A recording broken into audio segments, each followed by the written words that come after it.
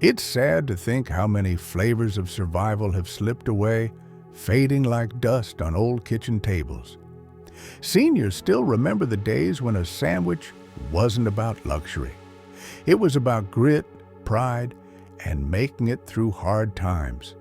These weren't deli stacks or cafe bites. They were poor man's sandwiches, born from empty cupboards and stubborn hope. Each bite carried a story, each crumb a memory, and every sandwich a forgotten chapter of American food history. Stick around, because every dish we uncover will make you lean in and wonder, did folks really eat that? Number 1, mashed potato sandwich. Back in the day, when leftovers had to stretch farther than paychecks, mashed potatoes found a second life between slices of bread. Seniors recall how this sandwich wasn't fancy, but it carried the warmth of the dinner table into the next day. Some folks joked it was spud on a bun. Others swore it was the best way to keep hunger off their backs during long shifts. That first bite was soft, hearty, and filling, a flavor that spoke of resourcefulness and the comfort of home cooking. The mashed potato sandwich became a symbol of making do, proof that even yesterday's scraps could turn into a memory worth retelling, a taste tied to resilience and the grit of American kitchens.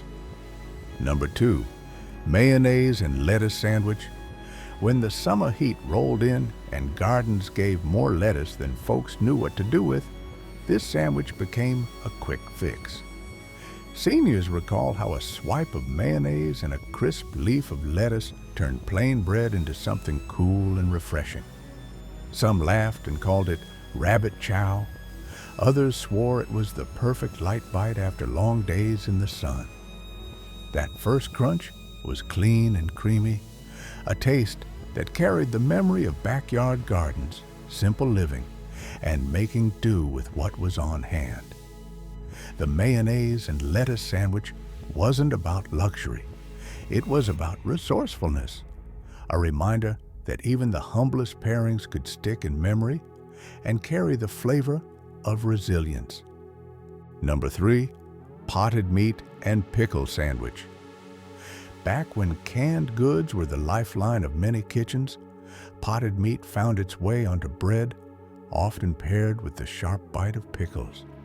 Seniors recall how this sandwich carried both salt and tang, a quick fix that filled bellies when fresh meat was out of reach. Some folks called it tin can chow. Others laughed that it was cheap but mighty. Yet everyone remembers the way the pickle's crunch cut through the soft, savory spread. That first bite was bold and briny, a taste tied to resilience and the creativity of families who stretched every penny. The potted meat and pickle sandwich wasn't about luxury.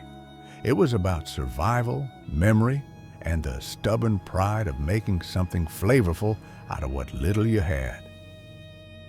Number 4, relish and cheese sandwich.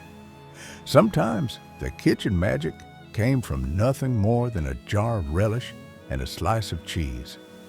Seniors recall how this sandwich carried a sweet, tangy kick, balanced by the creamy melt of cheese, turning plain bread into something worth remembering.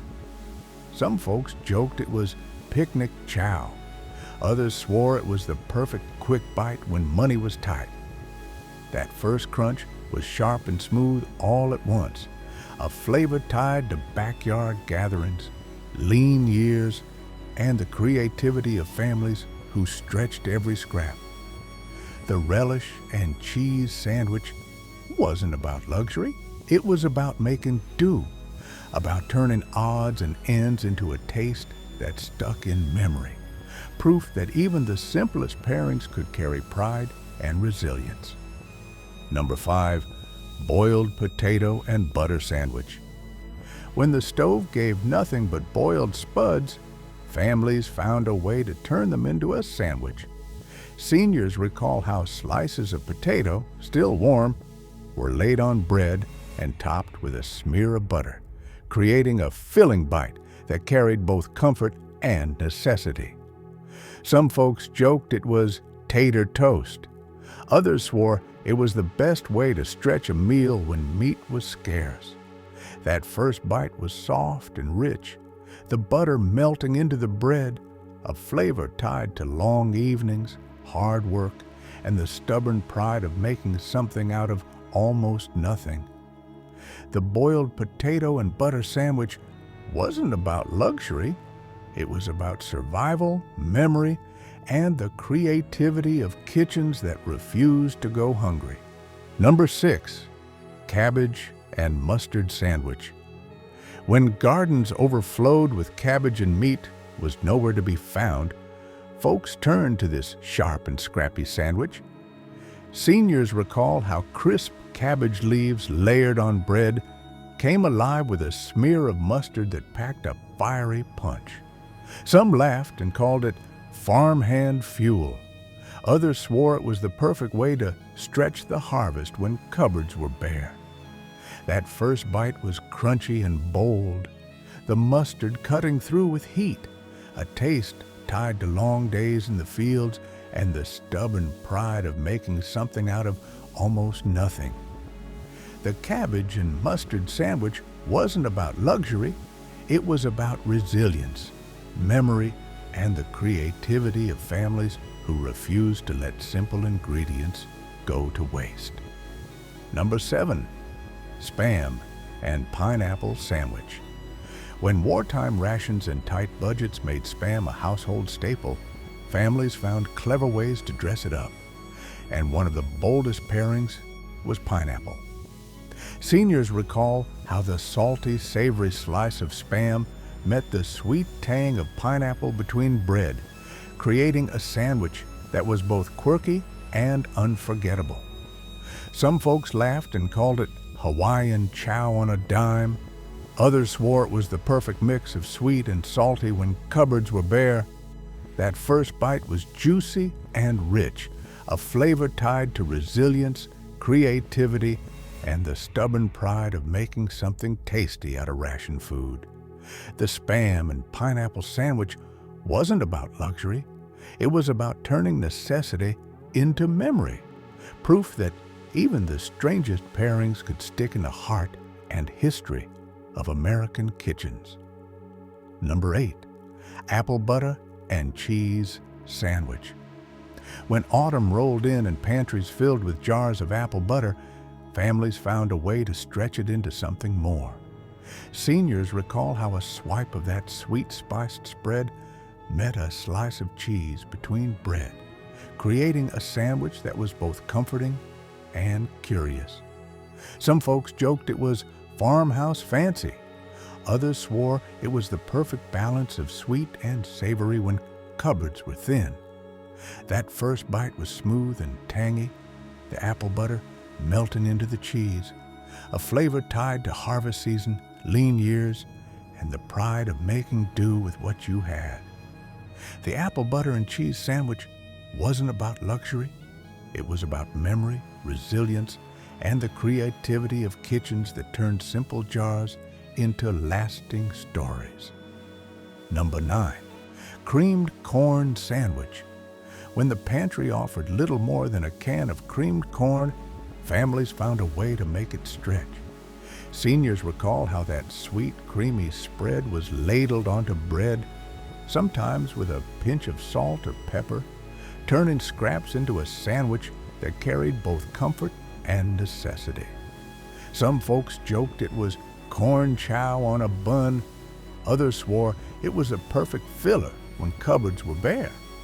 That first bite was soft and sweet, the corn melting into the bread, a flavor tied to lean years, long nights, and the stubborn pride of making something out of almost nothing.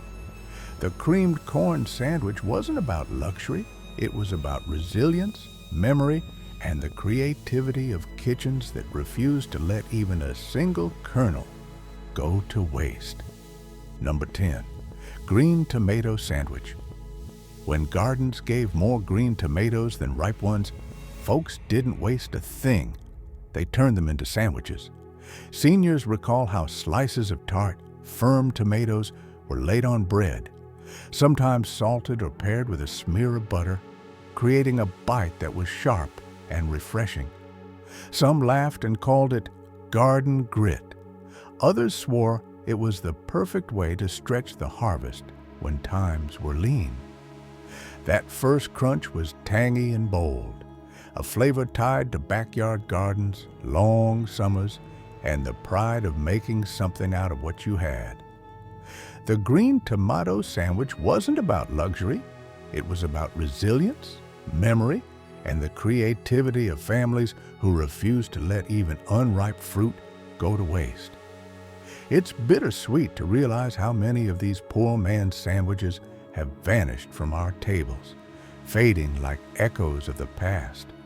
Yet each one carried grit, pride, and the flavor of survival, proof that even the humblest scraps could become a memory worth retelling. Seniors still smile when they recall these bites because they weren't just food, they were stories of resilience, laughter, and hope. And now, it's up to us to keep those stories alive. Which of these sandwiches surprised you the most?